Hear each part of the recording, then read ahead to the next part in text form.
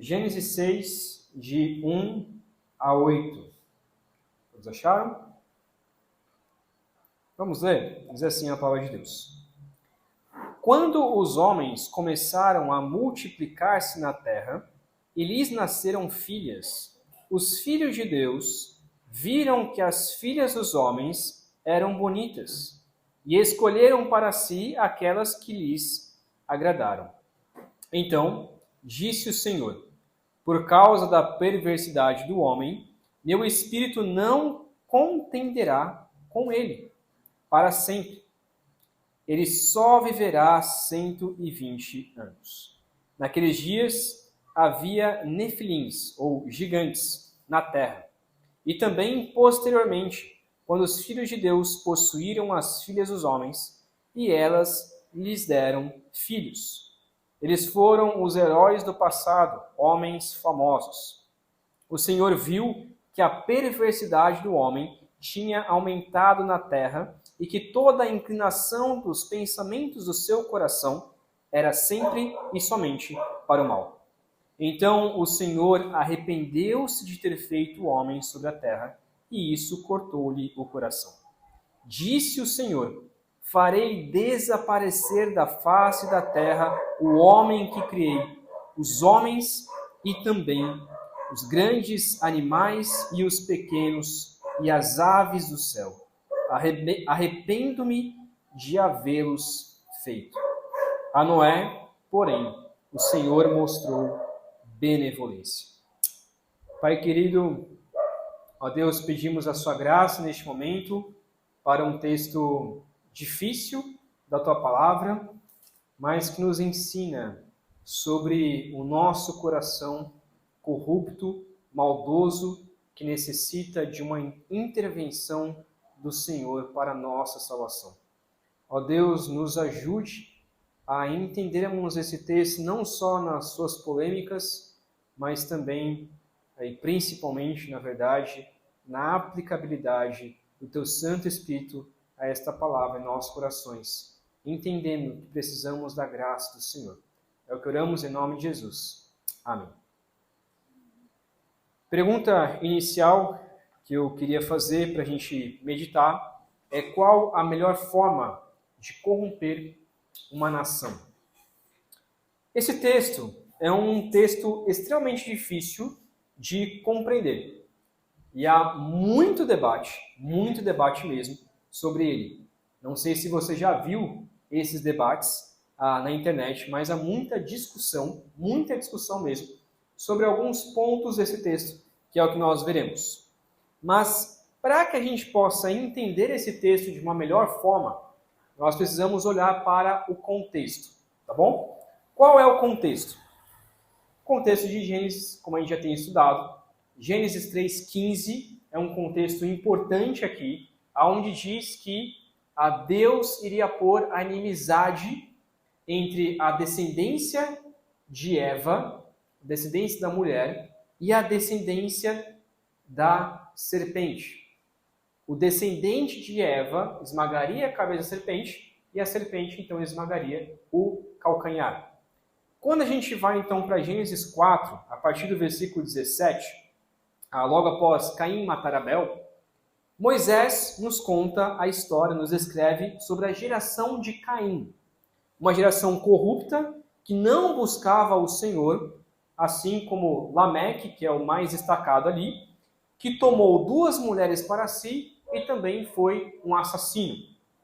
E em Gênesis 5, ele descreve uma nova geração de Adão, e essa nova geração por meio de 7 filhos que deveriam adorar ao Senhor, assim como Enos, que passou a invocar então o nome de Deus, e Enoque, que andou com Deus, e porque ele andou com Deus, ele foi então elevado aos céus. A geração de Caim era corrupta, eles deveriam então andar como errantes sobre a terra. Ele deu início então ao que nós chamamos da geração da serpente. A geração de Sete era uma geração justa e deveria andar com o Senhor e adorar ao Senhor. Seria então a geração eleita. da onde surgiria dessa geração aquele descendente que esmagaria a cabeça da serpente. No entanto, infelizmente, a geração de Sete não continuou sendo uma geração justa, pois, como nós cantamos e lemos, não há um justo sequer, não há quem faça o bem. Chegando em Gênesis 6, ele mostra então sobre essa corrupção das duas nações, não mais somente a corrupção da descendência de Caim, mas agora a corrupção também dos descendentes de Sete. Versículo 1 ao versículo 3 mostra sobre essa mistura dessas gerações. Eu vou ler novamente aqui. Diz assim: quando os homens começaram a multiplicar-se na terra e lhes nasceram filhas, os filhos de Deus viram que as filhas dos homens eram bonitas e escolheram para si aquelas que lhes agradaram. Então disse o Senhor: por causa da perversidade do homem, meu espírito não contenderá com ele para sempre. Ele só viverá 120 anos. Antes de explicar esse texto, eu preciso colocar a minha interpretação sobre ele, que acho que vocês talvez já começaram a entender um pouco, de acordo com o contexto. Há 3 interpretações possíveis, eu quero colocar possíveis aqui entre aspas, na academia teológica, e é onde há muito debate sobre esse texto. Alguns acreditam então que esses filhos de Deus, só colocando explicando o texto nos diz que os filhos de Deus casaram então com as filhas dos homens, porque elas eram então agradáveis. E desses filhos então surgiram aqueles que se tornaram os poderosos, como mais tarde são chamados de Nefilins. Então há 3 interpretações para isso aqui. A primeira é aqueles que acreditam que os filhos de Deus, esses filhos de Deus aqui, eram anjos. Se você nunca viu essa interpretação, talvez isso seja uma novidade para você, mas existem algumas pessoas que dizem que esses filhos dos homens, os filhos de Deus, aqui eram anjos. E os anjos então desceram do céu, que foram os anjos caídos, e casaram com as mulheres que estavam na terra. E então surgiu uma descendência totalmente corrupta. E aí da onde surgiram então os anjos caídos, que hoje nós conhecemos como os demônios, e então uma geração de filhos que se tornaram os gigantes, os nefilins. Qual é o problema dessa interpretação? Primeiro, Jesus diz que os anjos não se casam e não se dão em casamento. Isso está lá em Mateus 22:30. Então, possivelmente, os anjos são assexuais. Eles não têm sexo assim como o homem, assim como a mulher. Eles não se casam e não se dão em casamento. Segundo, não há motivo algum para que Deus puna o homem por causa disso.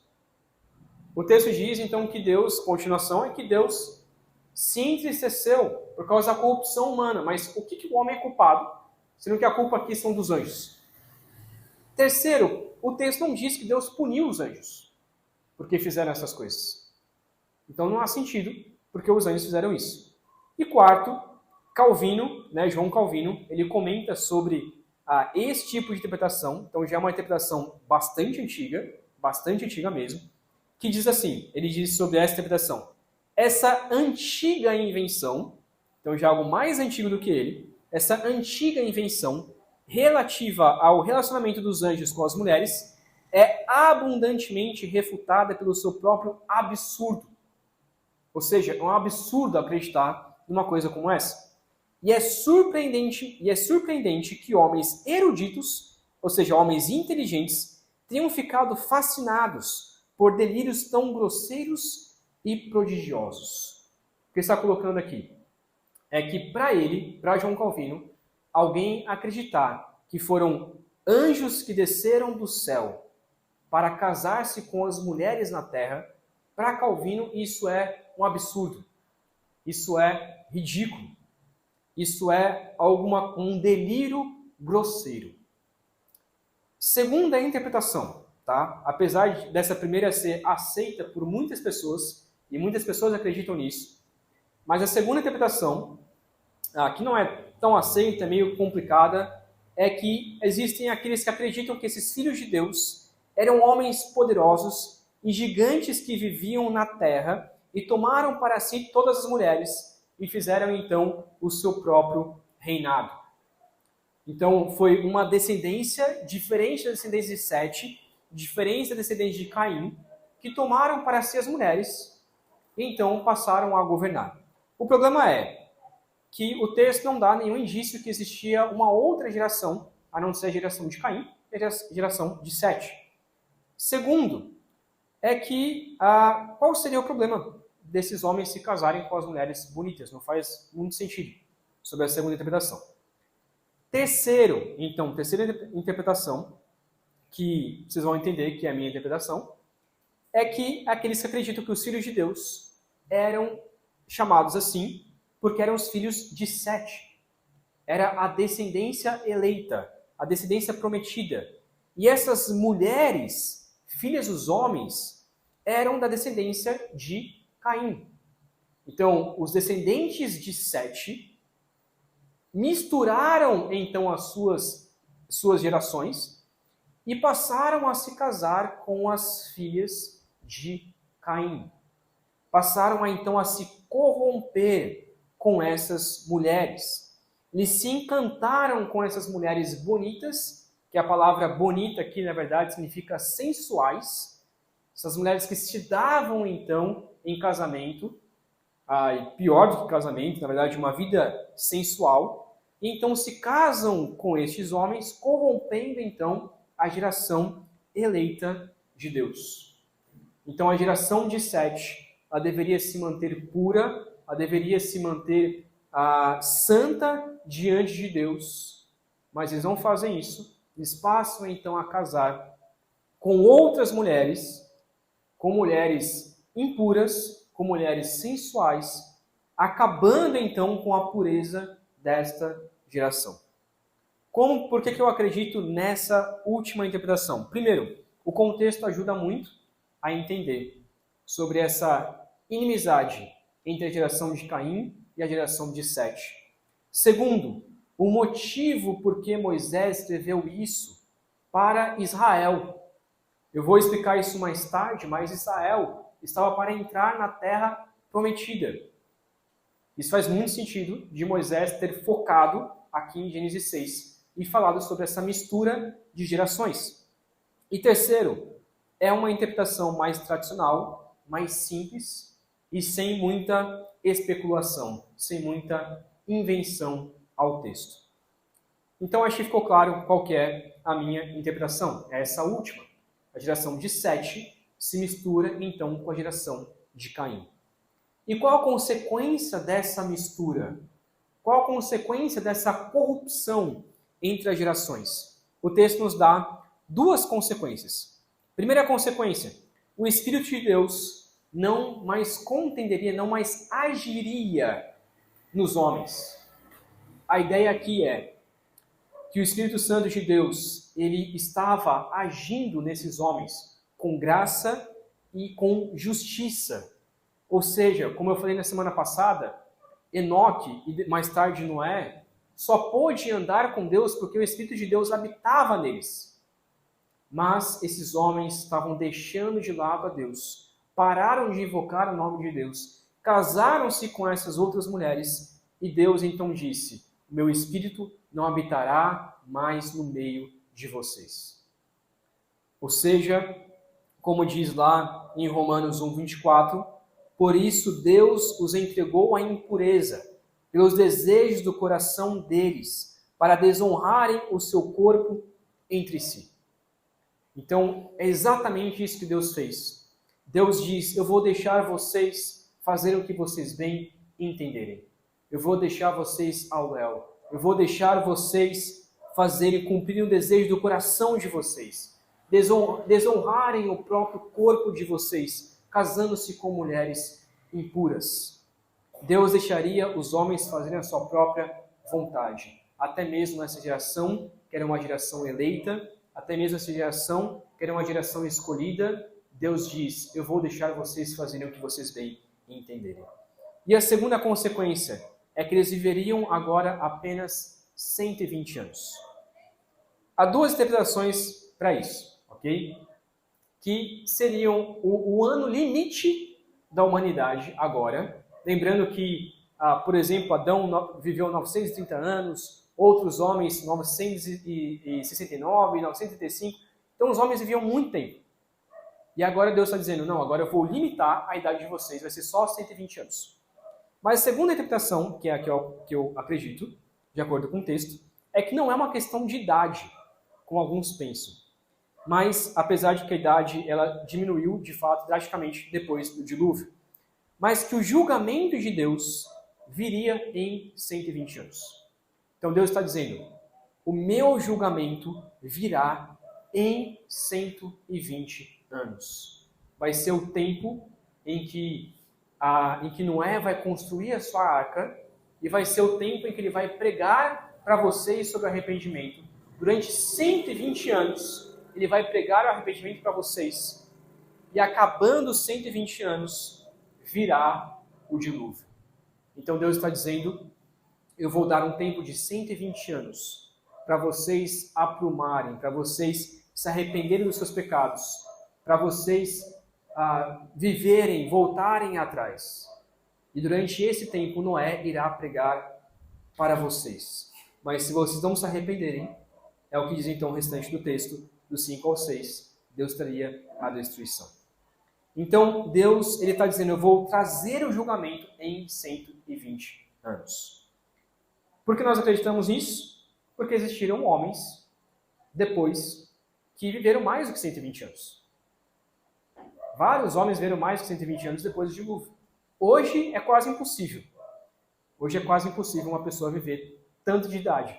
Mas ainda assim não é por conta disso. Deus não limitou a idade de 120 anos. Mas disse, meu julgamento virá em 120 anos. Versículo 4 é um versículo também difícil, que diz assim, versículo 4. Naqueles dias havia nefilins, ou gigantes. Na sua versão talvez esteja escrito gigantes, na terra. E também posteriormente, quando os filhos de Deus possuíram as filhas dos homens, e elas lhe deram filhos. Eles foram os heróis do passado, homens famosos. Os que acreditam que foram os anjos que desceram na terra e possuíram as mulheres, dizem que foi daí que surgiram os nefilins, os gigantes. Os gigantes que viveram na terra e posteriormente viveram depois ali de Noé, quando então surgiu os que a gente conhece como, por exemplo, Golias. Esses gigantes então viviam na terra e eram homens poderosos. No entanto, não faz muito sentido de acordo com a consequência do pecado. Os gigantes aqui, essa palavra, ela pode ser traduzida tanto por gigante, tanto por poderosos, homens poderosos, e tanto por caídos. Tem essas três possibilidades.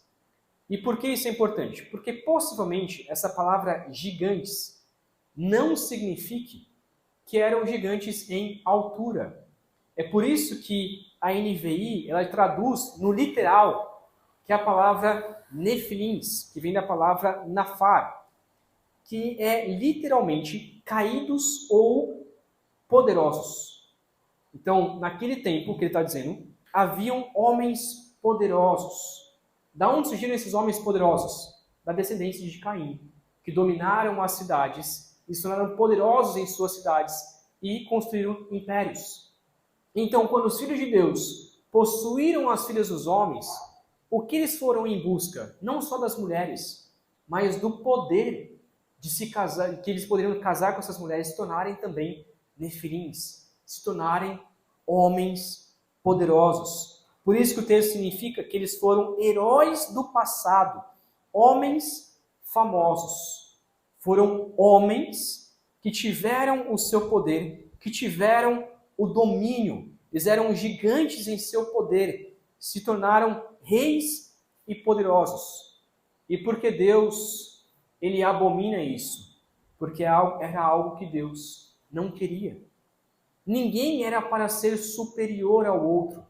Ninguém era para ser rei um do outro. Ninguém era para se tornar escravo, e um senhor e o outro escravo. Não era essa a intenção de Deus. Os filhos de Sete viram que poderiam ter poder, assim como os filhos dos homens tinham, assim como os filhos de Caim tinham. Então se misturaram com as suas mulheres para terem domínio sobre a terra. Isso mostra que o coração do homem, ele nunca muda.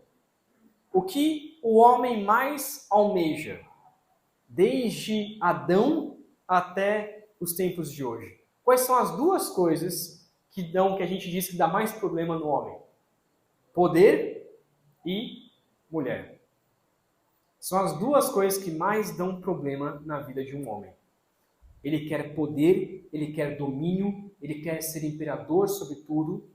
E segundo, ele quer casar com mulheres que dão prazer para si. Não quer casar com mulheres honestas, justas, que vão servir da maneira correta. Não, eles querem mulher que pode satisfazer os seus próprios prazeres. Então isso mostra que o coração do homem nunca muda. E é por isso, exatamente por isso, porque o homem buscou poder e mulheres pagãs, então que Deus, versículos 5 ao 6, diz que Deus se arrependeu de ter criado o homem. Esse texto, ele também é um texto bastante complicado. E eu quero dar um pouco da minha interpretação aqui. Esse texto também sobre o arrependimento de Deus também é descrito lá em Jonas e alguns outros textos que dizem que Deus se arrependeu. Mas qual que é a ideia do texto aqui? Deus viu que a maldade do coração humano ele só crescia e que as descendências agora estavam misturadas. Não existia mais uma descendência honesta e justa. Existia duas descendências e essas duas descendências agora estavam misturadas. Não havia um justo sequer, a não ser, como a gente vai ver no final, que era o próprio Noé. Mas as descendências estavam corruptas. Todos se corromperam. Não havia mais uma geração justa. Não havia nenhuma geração que buscasse ao Senhor de todo o coração. Ninguém mais invocava o nome de Deus como Enos, e ninguém mais andava com Deus como Enoque. O texto diz então que Deus ele se arrepende, ou em algumas outras traduções, trazem como se entristeceu de ter criado o homem. Mas como assim Deus se arrepende? Isso é o que nós chamamos de antropomorfismo, ou a ideia de trazer algum aspecto do homem para quem Deus é. Como que é isso? Como que funciona isso? É tentar explicar quem Deus é de uma forma que nós humanos possamos entender. Isso acontece muito na Escritura, muito mesmo. Por exemplo, a gente fala sobre a mão do Senhor. O que é a mão do Senhor? Nós acreditamos que é o próprio Espírito de Deus. Mas o que é a mão do Senhor? Deus tem mão? Deus em si, Deus Pai, não tem mão. Deus é transcendente. Deus não tem corpo. Também diz sobre os lábios de Deus, o braço forte de Deus, os pés de Deus. Mas Deus não tem pé, não tem mão, não tem boca. Então, mas é uma forma de explicar para que a gente possa entender. Apesar de Deus não ter essas coisas, uma maneira de revelar quem Deus é de uma forma que nós possamos entender. Segundo, é revelar também que Deus tem sentimentos como nós. Mas esses sentimentos não são pecaminosos. Nós não podemos acreditar que Deus se arrepende, porque senão a Bíblia estaria se contradizendo. Por exemplo, lá em 1 Samuel 15, versículo 29, diz assim: aquele que é a glória de Israel não mente nem se arrepende, pois não é homem para se arrepender. Então Deus não é homem para se arrepender. Deus não muda de ideia. Deus não se arrepende daquilo que ele fez. Então por que o texto diz que ele se arrepende? Que arrependimento é esse? não é o mesmo arrependimento nosso. Nós, quando nos arrependemos, é porque nós fizemos alguma coisa de errado. Esse arrependimento de Deus é porque o homem fez alguma coisa de errado. E Deus, então, se entristece, se indigna contra aquilo que o homem fez. Então, é uma tristeza profunda pelo que os homens se tornaram por causa do pecado. Uma indignação tremenda, uma ira porque o homem se corrompeu tanto. Então, não é um arrependimento no sentido de que, poxa, eu fiz uma coisa errada. Eu não deveria ter criado o homem. Não é essa a ideia do texto. A ideia do texto é, eu me entristeci, eu me indignei, porque eu criei o homem e o homem se tornou aquilo que ele é hoje. Então esse arrependimento de Deus não é o mesmo arrependimento nosso. Lá em Jonas, por exemplo, o arrependimento de Deus é porque Deus, ele diz, olha, em pouco tempo Nínive será destruída. Mas aí Nínive se arrepende dos seus pecados.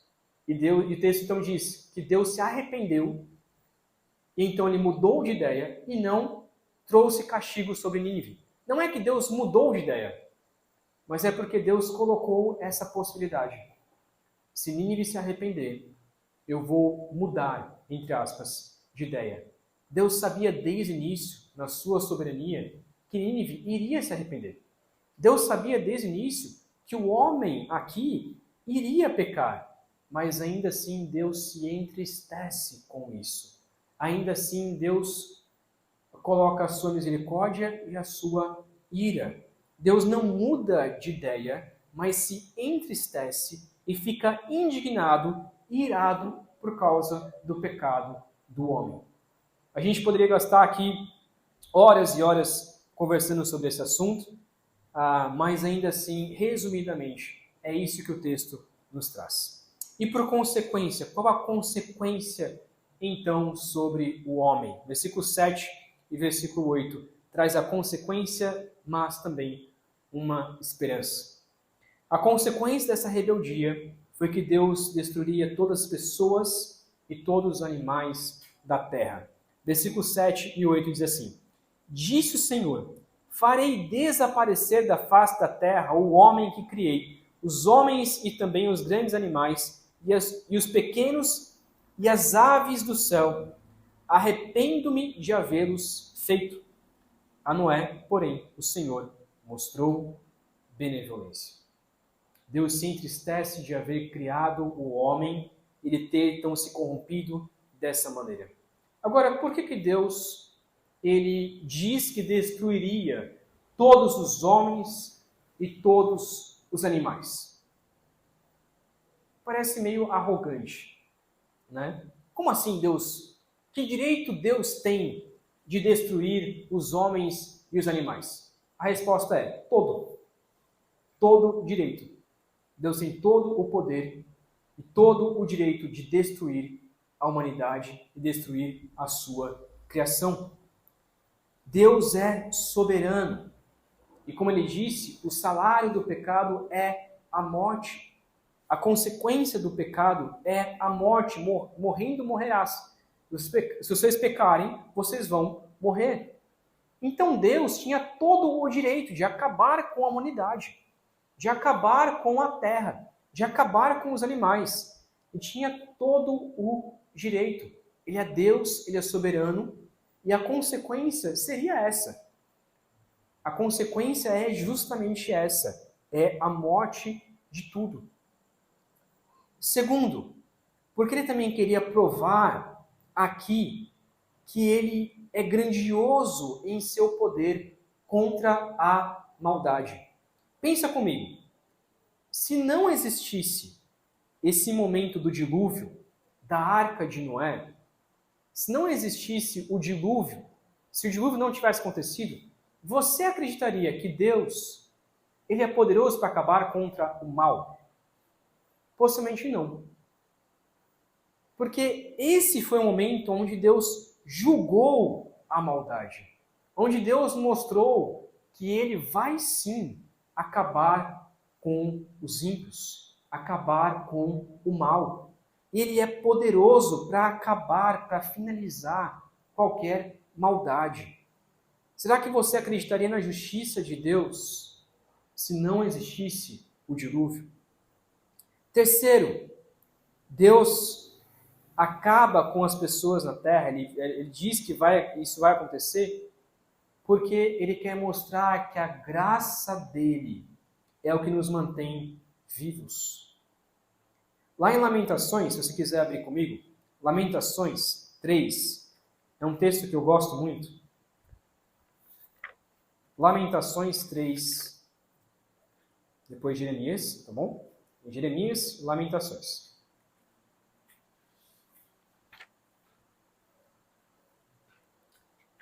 Lamentações 3, versículo 22 e 23. Olha o que diz. Graças ao grande amor do Senhor é que não somos consumidos, pois as suas misericórdias são inesgotáveis.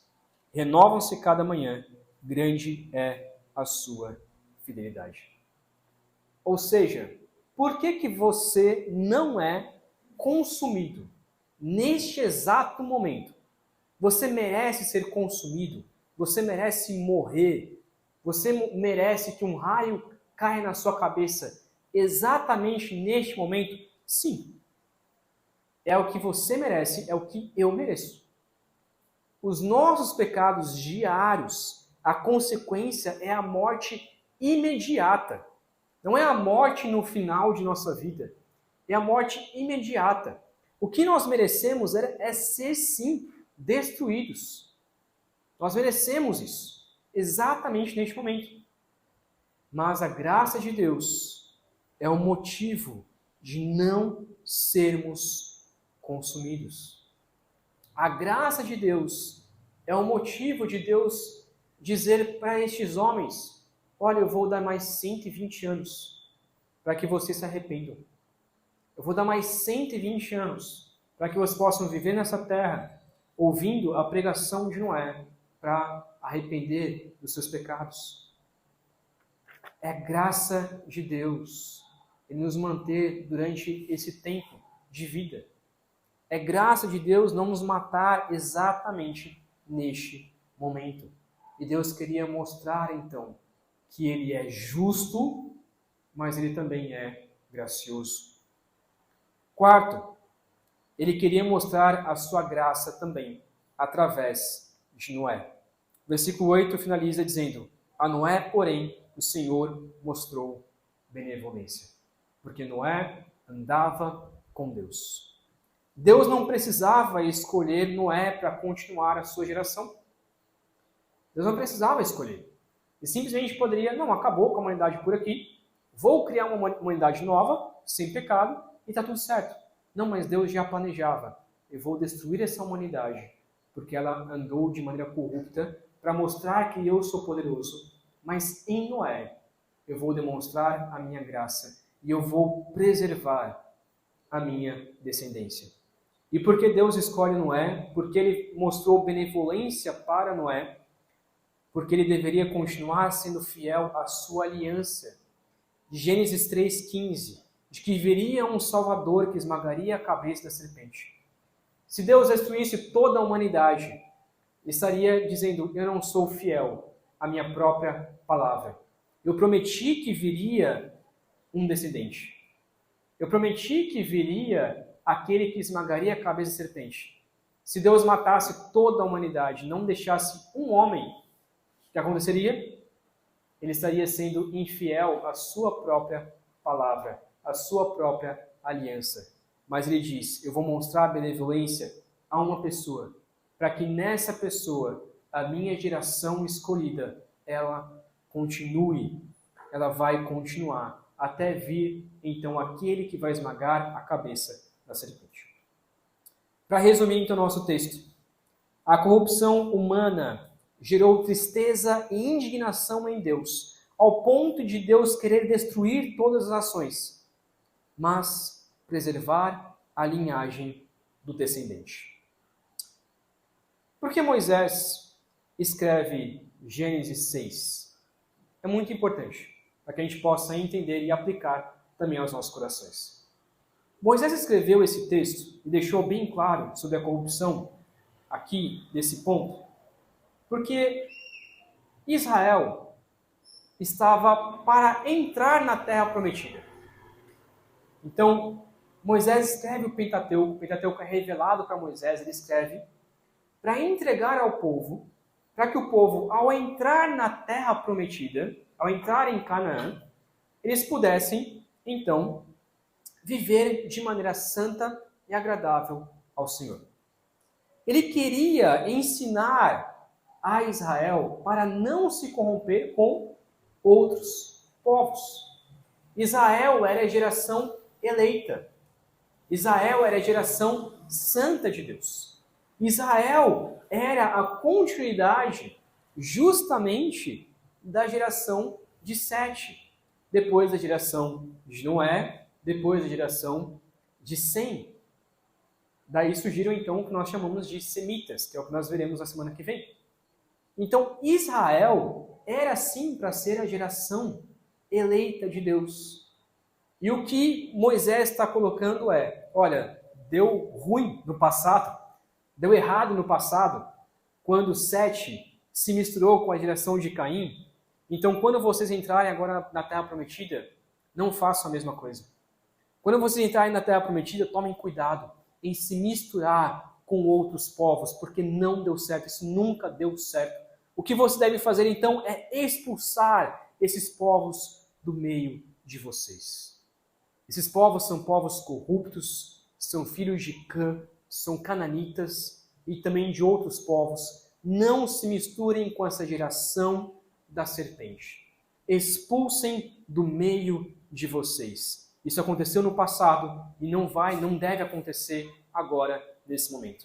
Israel deveria ser uma geração eleita e se manter fiel ao Senhor, assim como a geração de Sete deveria fazer. O que acontece?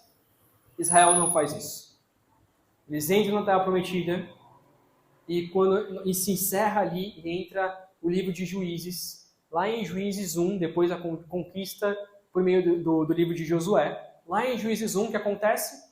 Começa descrevendo: Israel não expulsou os povos, e os homens casaram com as mulheres de outros povos, exatamente como os filhos de Sete fizeram com as filhas de Caim.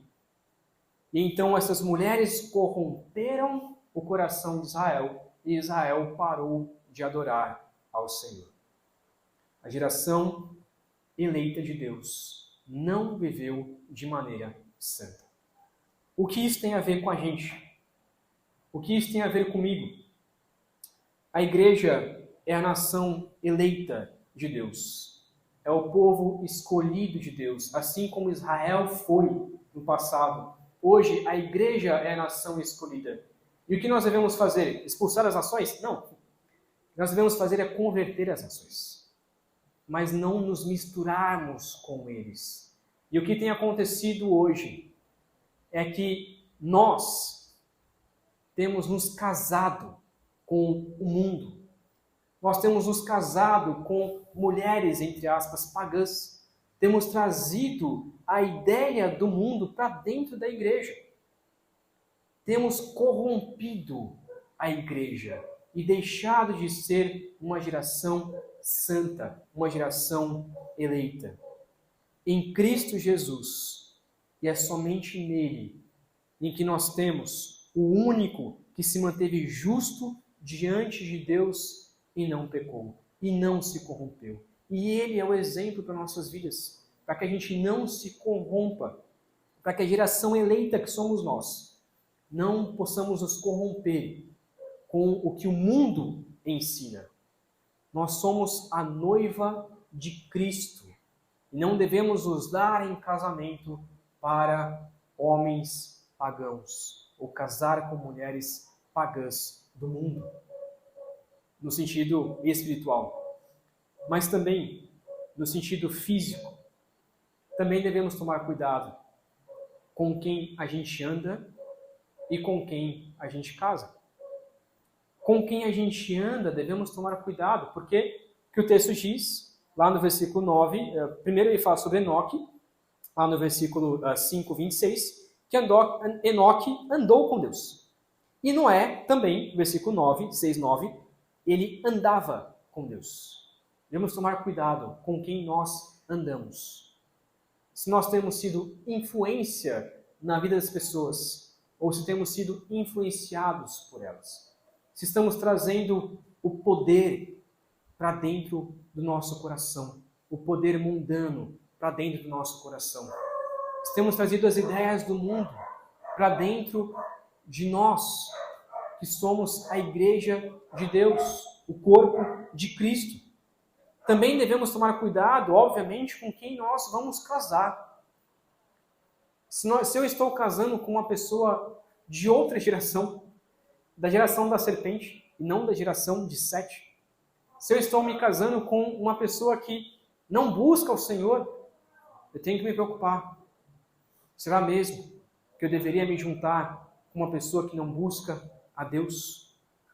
E também, eu tenho que tomar cuidado com as minhas atitudes pecaminosas que entristecem a Deus. Eu tenho que tomar cuidado porque Deus, sim, Ele vai julgar os meus pecados. Deus, Ele julga cada pecadinho e cada pecadão. Cada um dos nossos pecados. E por isso nós devemos nos recorrer ao perdão e à graça de Deus. Só não somos consumidos hoje, porque Deus, Ele concede a sua graça por meio de Cristo Jesus.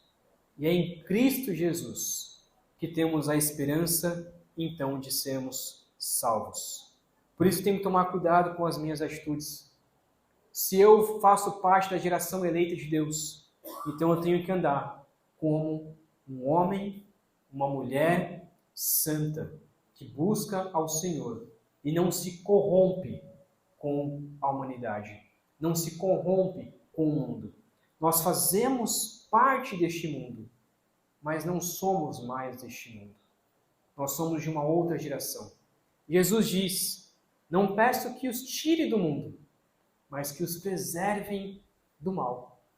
Então, que nós possamos buscar ao Senhor para vivermos de maneira santa, buscar para que Deus nos preserve desta corrupção que aconteceu com a geração de Sete, que aconteceu com Israel, que aconteceu e tem acontecido com a igreja.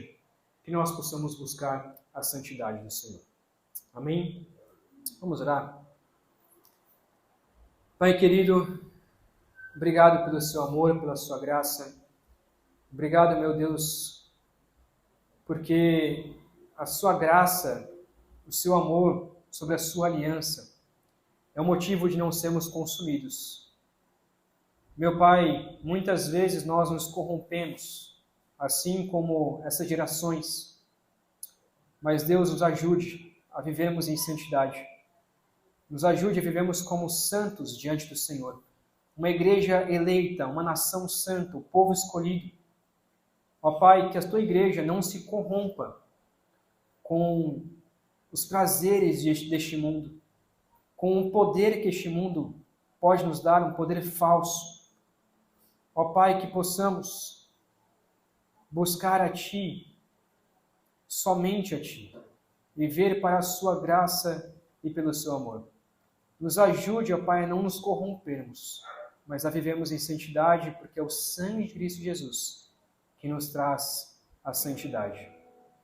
É o que oramos, em nome de Cristo Jesus. Amém.